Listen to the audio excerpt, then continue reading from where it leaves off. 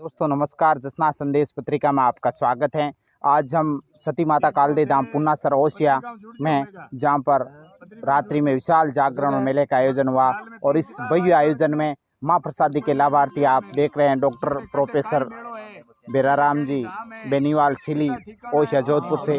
तो आपसे दो शब्द और वार्ता करेंगे कि आपने मां प्रसादी दी तो भक्तों को एक संदेश के रूप में बताएंगे। आज मैं और दीपक जी का मिलन भी एक विशेष संयोग ही था। हालांकि मैंने सर से निवेदन किया दीपक जी से कि आपको यहाँ पधारना है, मेला है, और हमारे परिवार की पिछले 1.5 साल से हार्दिक इच्छा थी कि हम एक महाप्रसादी रखें। सती कालदे सती माता धाम पुन्नासर में आज कोविड के कारण पिछला मेला नहीं भरा गया था, प्रशासन की तरफ से रोक थी। आज मेला भरा गया था कल रात्रि में। उस मेले में लालनाथ जी महाराज एवं जसनाथ जी महाराज एवं अन्य सभी पीठाधीशों के सुयोग से, उनके आशीर्वाद से हमें ये सुअवसर प्रदान हुआ कि हम महाप्रसादी का आयोजन करें। तो मेरे पिताजी श्री बुराराम जी बेनीवाल, मेरे बड़े भाई साहब रामदेव जी बेनीवाल और मैं हमारी तरफ से महाप्रसादी का आयोजन किया, जिसमें बहुत अच्छे भक्त उमड़े, बहुत अधिक संख्या में भक्त उमड़े। मैं धन्य हो गया इन सभी भक्तों के दर्शन करके। बहुत बहुत धन्यवाद। मैं चाहता हूँ ऐसा अवसर मुझे और मिलता। नमस्कार, प्रणाम। सभी जसनाती संप्रदाय के देवतुल्य भक्तों को मैं कोटि कोटि वंदन करता हूँ, नमन करता हूँ। मैं सिली निवासी हूँ, डॉक्टर बेराराम बेनीवाल, सहायक professor SPM government college Bhopalgarh. Deepak ji का पहले तो बहुत बहुत धन्यवाद कि इस डिजिटल युग में मुझे आप सबके सामने लाने का एक सार्थक प्रयास किया। इसलिए दीपक जी और जसना संदेश परिवार इसके लिए बधाई के पात्र है, साधुवाद के पात्र है। जी धन्यवाद। मैंने जसनाती संप्रदाय पर जोधपुर के जयनारायण व्यास विश्वविद्यालय से रिसर्च कार्य हाल ही में कंप्लीट किया है, यानी PhD शोध कार्य। तो आपने ये PhD शोध कार्य कब से शुरू किया हाँ, था? आप दीपक जी से निवेदन रहेगा कि आप बीच बीच में मुझे प्रश्न करते रहें, तो क्या है कि बहुत अच्छी वार्ता अपनी हो जाएगी। हाँ, बिल्कुल। दीपक जी, मैं पारिवारिक रूप से कई पीढ़ियों से जसनाती संप्रदाय का अनुयायी हूँ। पांचला सीधा से हम उठे हुए हैं और पांचला सीधा के बेनीवाल हैं जो बीकानेर से और फिर से हिसार से आए हुए हैं, सती जी के परिवार से। तो ये तो हमारी बैक हिस्ट्री हो गई। तो बचपन में हम जब छोटे थे तो जसनाती धामों और बाड़ियों की यात्राएं होती थी और घर में जागरण होते थे, तो हम देखते थे और उससे हमारे अंदर एक भावना पैदा हुई कि भाई अपने इस संप्रदाय पे हैं और यदि हमें अवसर मिल रहा है, मैं हिंदी विषय का हूँ और हिंदी में संत काव्य, निर्गुण है, सगुण है, इन सभी संतों का, भक्तों का परिचय हम पढ़ते रहते हैं। तो जब कोई व्यक्ति रिसर्च कार्य करता है तो पहली चॉइस विचार कब से आया कि जब रिसर्च? जी मैं बताता हूँ। जब कोई व्यक्ति रिसर्च करता है तो सबसे पहले उससे चॉइस पूछी जाती है। तो मुझसे भी चॉइस पूछी गई और चॉइस पूछते ही मैंने स्पष्ट कह दिया कि मुझे तो जसनाती संप्रदाय पर काम करना। क्यों? क्योंकि एक तो जसनाती संप्रदाय का लिखित साहित्य थोड़ा कम है, तो और कुछ साहित्य उपलब्ध होता है, जैसे शब्द ग्रंथ है अपने पारिक साहब का, और अन्य कुछ ग्रंथ है, रामकृष्ण जी का है, हाँ रामनाथ जी का है, और भी कुछ ग्रंथ है। तो वो ग्रंथ थोड़े थे, लेकिन मैंने और नई दृष्टि से रिसर्च किया। तो इस तरह से मेरी पारिवारिक पृष्ठभूमि के कारण मैंने इस विषय को चुना। अब आपने अगला प्रश्न किया था कि ये सबसे पहले रिसर्च कार्य करने का विचार कब आया। देखो साथियों, मैं 2011 में सेकंड ग्रेड टीचर लगा। जब तक मेरा कोई विचार नहीं था, सोच इतनी थी कि भाई मास्टर बन गए। फिर धीरे धीरे तैयारी की और UGC विश्वविद्यालय अनुदान आयोग द्वारा एक नेट की परीक्षा होती है, वो परीक्षा मैंने 2012 जून में उत्तीर्ण कर ली। वो परीक्षा उत्तीर्ण करते ही फिर मेरी मानस बन गया कि मैं रिसर्च कार्य करूंगा। 2012 में ही मेरा रिसर्च में एडमिशन हो गया, लेकिन मेरी सरकारी सेवा में नई नई ज्वाइनिंग थी और डिपार्टमेंट से अनुमति नहीं मिली, तो वो मेरे को रिसर्च कार्य उस समय छोड़ना पड़ा। वापस मैंने पुनः परीक्षा दी, प्रवेश परीक्षा PhD की 2014 में, और 15 में मेरा एडमिशन हुआ। फिर साल 1.5 साल को UGC का एक और प्रकरण होने के कारण थोड़ा लेट हो गया। तो जब प्रवेश 2014 में हुआ तब मेरे गाइड अलग थे, गाइड यानी मेरे शोध निर्देशक, मेरे गुरु अलग थे। UGC ने कोई नियम निकाला, उस नियम से मुझे गाइड चेंज करना पड़ा। नए गाइड के अधीन में जब गया तो उन्होंने कहा कि भाई मैं तो इस विषय पे तुम्हें PhD कराऊंगा ही नहीं, कि तुम ऐसा विषय मत ले, ऐसा विषय ले। हाँ, तो क्या विषय तुम चेंज करो। तो मैंने गुरु से निवेदन किया कि मैं इस संप्रदाय से भावनात्मक रूप से जुड़ा हुआ हूँ और मैं बहुत अच्छा कार्य कर पाऊंगा। तो गुरु ने कहा कि भाई मैं इस विषय से जानता नहीं हूँ, इसलिए तुम तेरे ये काम नहीं आएगा। उन्होंने काफी प्रलोभन दिए और हमारी थोड़ी हॉट टॉक भी हो गई। सर ने इतना कह दिया कि मैंने आज तक 46 लोगों को पीएचडी करा दी, तो मैंने भी सर को कह दिया मुझे पीएचडी की जरूरत नहीं है, मैं करूंगा तो इसी विषय पे करूंगा, बाकी मेरी योग्यताएं नेट वगैरह मेरे पास है और योग्यता का प्रमाण अभी प्रोफेसर पद पर हूँ, तो आप सब देख सकते हैं। तो फिर गुरु ने भी अनुमति दे दी और रिसर्च शुरू हुआ और जसनाथ जी महाराज की और गुरु महाराज की, सती माता की और सभी जसनाती संप्रदाय के पीठाधीशों की कृपा से मेरा रिसर्च कार्य शुरू हो गया। शुरू हुआ और धीरे धीरे काम चलता रहा। 2016 में मेरा रजिस्ट्रेशन हुआ, 14 में एग्जाम दिया, 16 और 14 के बीच की ये प्रक्रिया है, इसमें कोर्स वर्क वगैरह ये सब काम होते हैं, लंबा चौड़ा काम है, वो पूर्ण हुआ और परीक्षाएं हुई, इन सब कंप्लीट होके रजिस्ट्रेशन हो गया। 16 से लेके 18 तक मैंने प्रोफेसर की तैयारी की। रिसर्च कार्य में भाई हमारे दीपक जी, हमारे राम रतन जी लटियाल, बीकानेर से प्राच्य विद्या प्रतिष्ठान और जोधपुर की सेंट्रल लाइब्रेरी यूनिवर्सिटी की, इन संस्थानों से और प्रमुख 5 धामों के मैं दर्शन करके आया। वहाँ से कुछ जो भी मिला या मौखिक जो भी विचार हुए वो इकट्ठे किए। हमारे 5ला महंत जी है श्री श्री सूरजनाथ जी महाराज, उनसे भी मैंने काफ़ी सामग्री प्राप्त की, यानी सामग्री कलेक्शन का काम किया 2018 में।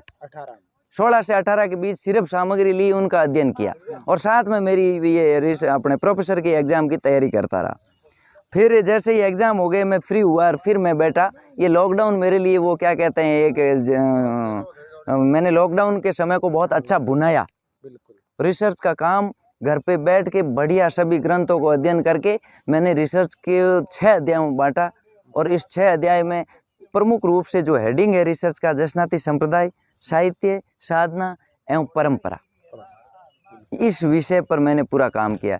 हालांकि ये नहीं है कि मेरे से पहले जसनाती संप्रदाय पर काम नहीं हुआ है। 1984 में कलकत्ता विश्वविद्यालय की प्रोफेसर है बिमला गुप्ता, उन्होंने जसनाती संप्रदाय पर काम किया है। उनकी दृष्टि थोड़ी तथ्यात्मक ज़्यादा थी, मेरी अन्वेषणात्मक है दृष्टि, जिसमें मैंने पहले अध्याय में जसनाती संप्रदाय का परिचयात्मक विवेचन दिया है, जिसमें जितनी भी बाड़ियाँ हैं, सिद्धपीठ हैं, इन सब का विवरण और वंशावलियाँ सब दी हुई है प्रथम अध्याय में। भाई जसनाथ जी खुद का जीवन परिचय, उनके माता पिता, उनका वंश परिचय, जसनाती संप्रदाय के अन्य सिद्ध संत कवि और उनकी रचनाएं। पहला अध्याय काफ़ी बड़ा हो गया। जब मैंने लिखना शुरू किया तो मेरे 200 पेज, यानी रिसर्च जो पीएचडी कंप्लीट होती है ना, उतना तो पहला अध्याय हो गया। फिर गुरु ने कहा, फिर मुझे छंटनी करनी पड़ी। तो लिखते समय कुछ नहीं है, लेकिन छंटनी बड़ी कठिन हो गई, किस चीज़ को हटाएं किसको रखें। फिर अगला देखिए, दूसरा अध्याय रखा मैंने साधना का। जसनाती संप्रदाय की 3 प्रकार की साधना मैंने दी है, भक्ति साधना, योग साधना और साहित्यिक साधना। साहित्यिक साधना में सभी जो जसनाथ जी, गुरु महाराज जसनाथ जी द्वारा जो साहित्य लिखा गया था, उस साहित्य को पूरा शब्दबद्ध किया है। वहाँ उनके कुछ सरलार्थ करने का भी मैंने प्रयास किया है। मूल ग्रंथ से जो उनके वाणियाँ थी, शब्द थे, उनको भी मैंने लेने का प्रयास किया है। तीसरा अध्याय मैंने रखा मूल्यांकन का और चौथा अध्याय रखा मैंने सामाजिक और धार्मिक रूप से क्या बदलाव हो गए। ये नया मेरा अध्याय था, ये नया अध्याय था, बाकी किसी रिसर्च में ऐसा अध्याय नहीं था। इसका नाम रखा मैंने सामाजिक, सांस्कृतिक एवं धार्मिक सुधार। जब 1492 में 1482 में जसनाथ जी का जन्म हुआ और उसके बाद धीरे धीरे संप्रदाय की 24 वर्ष की अवस्था में उन्होंने स्थापना करके समाधि ले ली। उसके लेके आज दिनांक तक संप्रदाय में क्या क्या बदलाव हो गए, क्या क्या बदलाव हो गए, क्या नई चीजें आई, क्या और होना चाहिए, इन सब चीजों का विवरण मैंने चौथे अध्याय में दिया। 5वां अध्याय मैंने लिया प्रतिपाद्य समाजोद्धार, यानी जसनाती संप्रदाय का मूल उद्देश्य, प्रतिपाद्य यानी मूल उद्देश्य है समाज का उद्धार करना। भाई जो मारवाड़ में मुख्यतः बीकानेर से लेके नागौर, जोधपुर, बाड़मेर, ये मारवाड़ क्षेत्र कहलाता है। इसमें जो जनता है ज़्यादा पढ़ी लिखी नहीं थी, उनमें कुरीतियाँ भी आ गई थी। तो संप्रदाय की स्थापना का मूल उद्देश्य यही था कि इनका जीवन स्तर कैसे सुधारा जाए, प्रकृति का, पर्यावरण का और इन किसानों का, इन ग्रामीणों का सामंजस्य कैसे बैठ सके। इन सामंजस्य को बिठाने के लिए महाराज के जो 36 धर्म नियम थे, उन 36 धर्म नियमों को बढ़ाते हुए धीरे धीरे इस संप्रदाय के अनुयायियों ने यहाँ अलग अलग जो पीठें बाड़ियाँ बनी हुई है, आश्रम बने हुए हैं, उनके द्वारा समाज के उद्धार के लिए विभिन्न सराहनीय कार्य किए गए।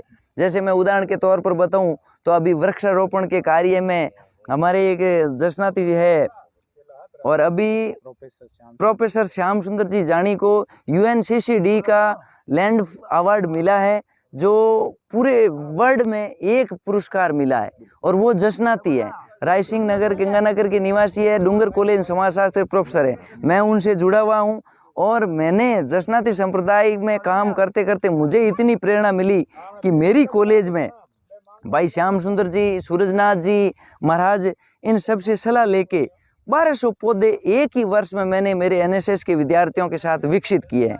पूरी ज़मीन पथरीली थी, 5-5 फीट खड्डे खोद के उनमें मिट्टी डाल के, तो इस तरह से मेरे अंदर भावनाएं आई, यानी ये प्रतिपाद्य समाजोद्धार है।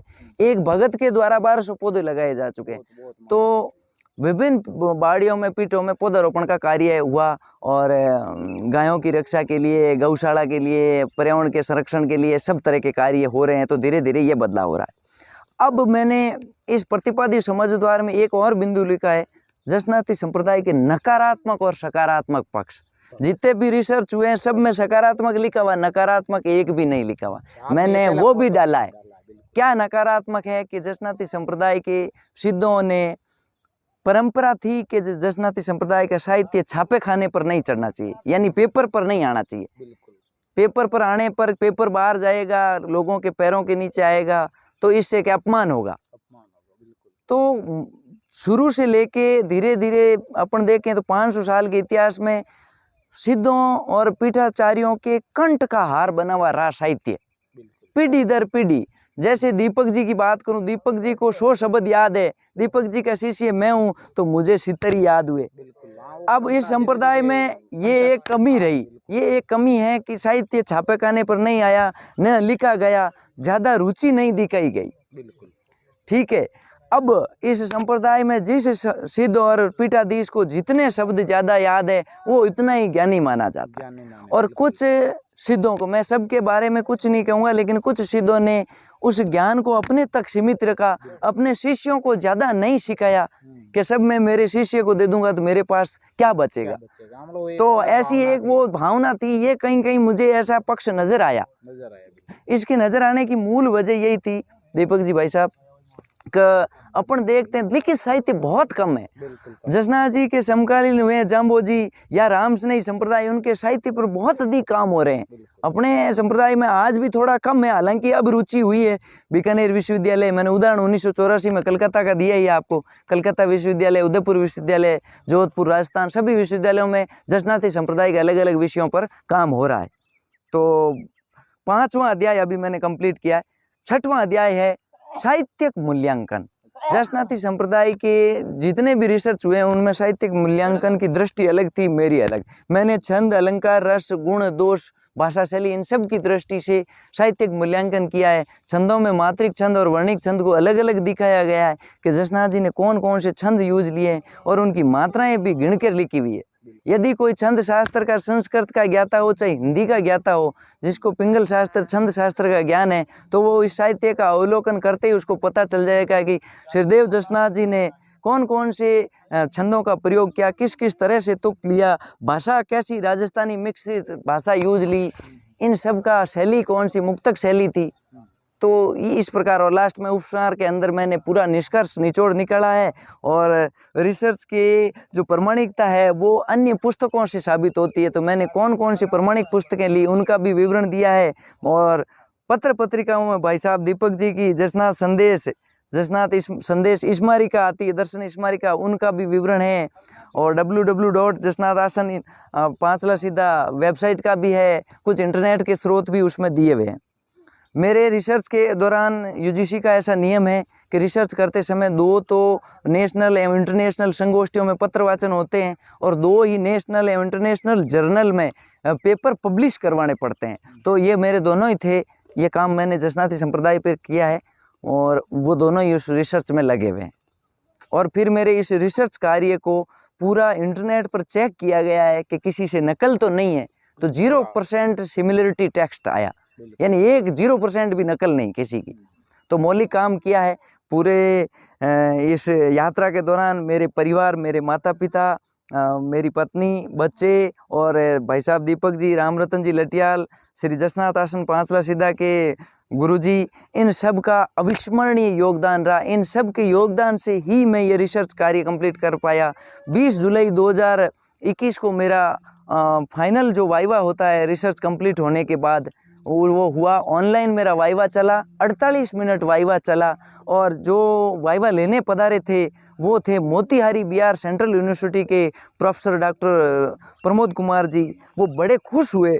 मेरी जो उनसे चर्चा हुई, उन्होंने 48 मिनट चर्चा की और इंटरव्यू में मेरे साथ मेरे सीनियर प्रोफेसर और मेरे गुरुजन बैठे थे, 15 लोग। उन्होंने टोका कि अब आप वश करो क्योंकि ये चर्चा थोड़ी लंबी होने जा रही है। तो इस प्रकार वो हुआ है। और रिसर्च बोर्ड की बैठक मेरे इसी महीने होने वाली है। जिस दिन रिसर्च बोर्ड की बैठक होगी उसी दिन से मेरी इस रिसर्च कार्य पर फाइनल मोहर लगेगी। मैं आप सभी से दुआ करता हूँ, आकांक्षा करता हूँ कि मुझे जल्द से जल्द ये रिसर्च कार्य मिले। और साथ में बहुत जल्द मैं आप सबके सामने भाई साहब दीपक जी के विशेष योगदान से वो रिसर्च कार्य पुस्तक के रूप में प्रकाशित करने का प्रयास करूंगा, जो आपके सामने अगले 3-4 महीनों में आपके पास पहुंच जाएगी। तो सर, रिसर्च के बारे में तो मैंने लगभग पूरी बात की है, और भी मैं प्रयास करूंगा कि संप्रदाय से संबंधित जो चला काल, इसमें जसनाथ जी के संबंधी या धार्मिक भावना के रूप में आपने क्या अनुभव किया,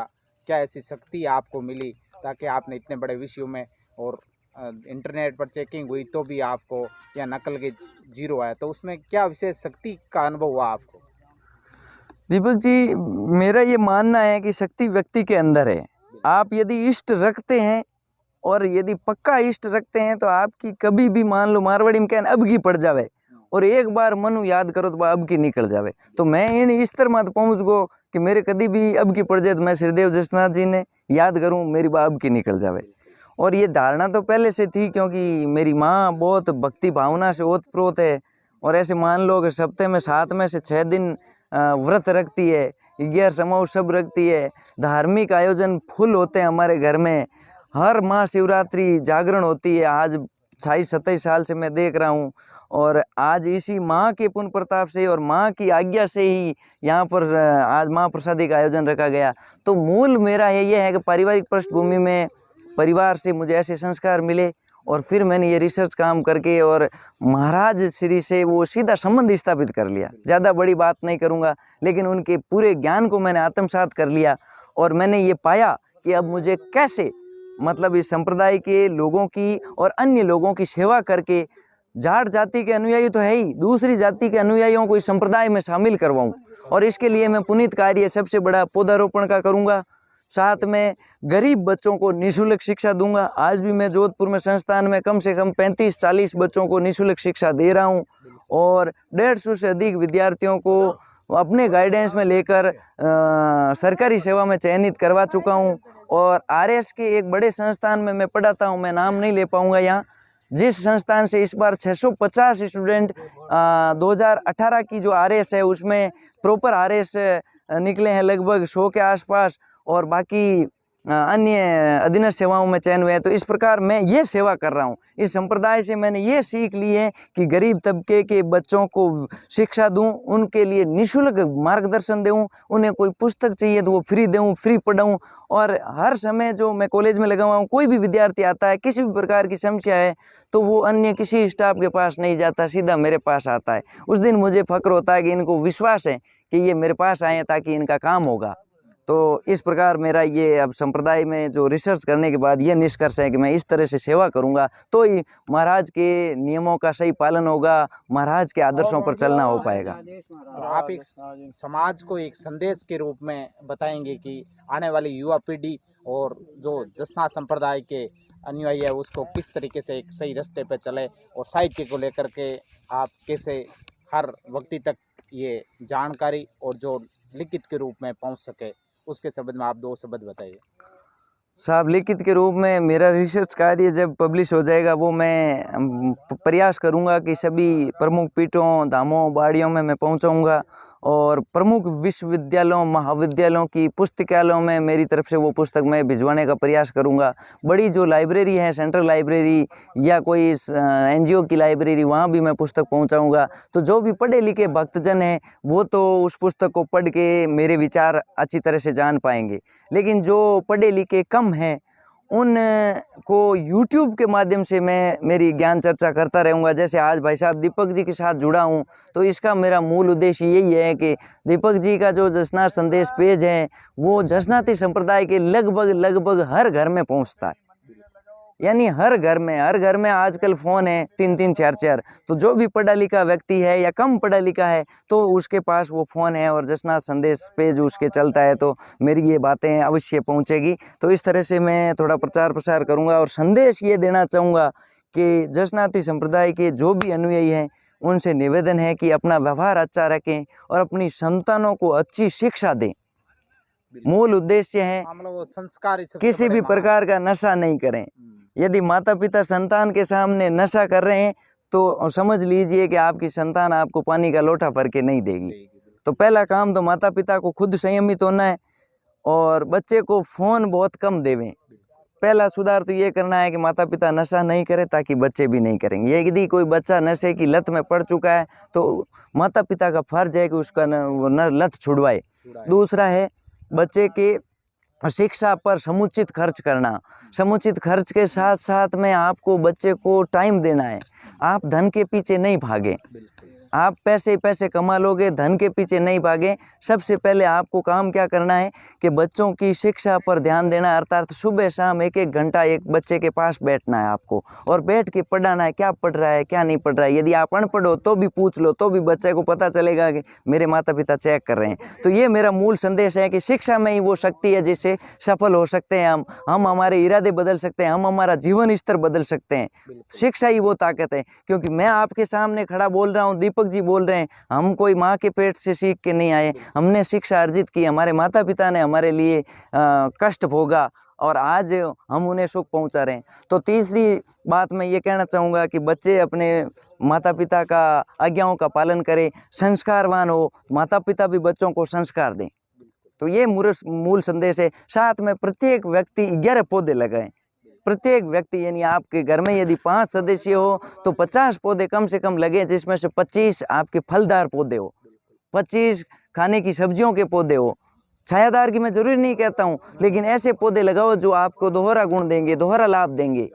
पौधे लगाओ, जीव जंतुओं की रक्षा करो और समाज में अच्छे कार्य करो। किसी भी गरीब व्यक्ति की कन्या का विवाह कर दो, किसी गरीब व्यक्ति के बच्चे के पढ़ाई का खर्च दे दो, इससे बड़ा कोई पूर्ण काम नहीं है। और धार्मिक आयोजन जब होते हैं बड़े बड़े, उनमें आप बढ़ चढ़कर हिस्सा लें और यथोचित सहयोग करें ताकि संप्रदाय की ख्याति चारों तरफ फैले और अधिक लोग इस संप्रदाय से जुड़े और 36 नियमों का पालन करें। बहुत बहुत धन्यवाद। डॉक्टर साहब भेराराम जी ने बहुत ही सुंदर और सार गर्भित बात आपने रखी कि आप जो आज यहाँ सामने खड़े हैं और ये इस स्तर पर पहुँचने के लिए सिर्फ संस्कार और शिक्षा ही सबसे बड़ा महान उद्देश्य है और इनके द्वारा ही आप इस रिसर्च पर पहुँचे हैं और पीएचडी करके। और इनका एक मूल उद्देश्य है कि इनकी पीएचडी के द्वारा जो भी पुस्तक तैयार हुई है, रिसर्च कार्य, उसको पब्लिश करवाना, के बाद में पब्लिश कराएंगे और जो भी समाज की मुख्य धामें और पीठाधीश है उनको और जो संस्था है उनके रूप में, और आप YouTube के माध्यम से उसका पूरा वीडियो के माध्यम से। सर मैं एक और बताना चाहूँगा, एक छोटी सी बात आपके बीच में। मैं हिंदी साहित्य का, हिंदी विषय का प्रोफेसर हूँ, साथ में जीके भी पढ़ाता हूँ और प्रतियोगी परीक्षा में भी मेरी बहुत अच्छी पकड़ है। 10-12 साल का अनुभव है और ग्रामीण तबके के जो बच्चे हैं 6ठी से लेके 12वीं या फिर 13वीं से लेके 17वीं, इन सभी बच्चों को पढ़ाने का मेरा काम रहता है। मेरा भी एक YouTube चैनल है। यदि कोई भी बच्चा 10वीं क्लास से लेके 17वीं तक या किसी भी प्रतियोगी परीक्षा की तैयारी करता है तो वो वीडियो अवश्य देखें। उस वीडियो में हिंदी व्याकरण, हिंदी साहित्य और मोटिवेशनल वीडियो है। चैनल का नाम भैराराम बेनीवाल है, BHERARAMBENIWL। तो ज़रूर अपने बच्चों को वो चैनल दिखाएं। साथ में भाई साहब दीपक जी के जो चैनल है जसनाथ संदेश लाइव, फेसबुक और यूट्यूब दोनों चैनल को सब्सक्राइब करें और अधिक से अधिक इस वीडियो को शेयर करें ताकि मेरी बात जसनाती संप्रदाय के सभी भक्तजनों तक पहुंचे, साथ साथ में अन्य संप्रदाय के अन्य भक्तों के पास भी ये बात पहुंचे। मेरी ये आपसे करबद्ध निवेदन रहेगा कि इस वीडियो को अधिक से अधिक शेयर करें और यूट्यूब में सब्सक्राइब बटन जरूर दबाएं। तो भैराराम जी ने बहुत ही सुंदर जानकारी दी। तो आप कमेंट के द्वारा भी आप बता सकते हैं कि आपकी कोई राय या रुचि है तो ज़रूर नीचे लिखें और इस वीडियो को हर भक्त तक पहुंचाएं ताकि ऐसी महान शिक्षक का आपको परिचय करवाया।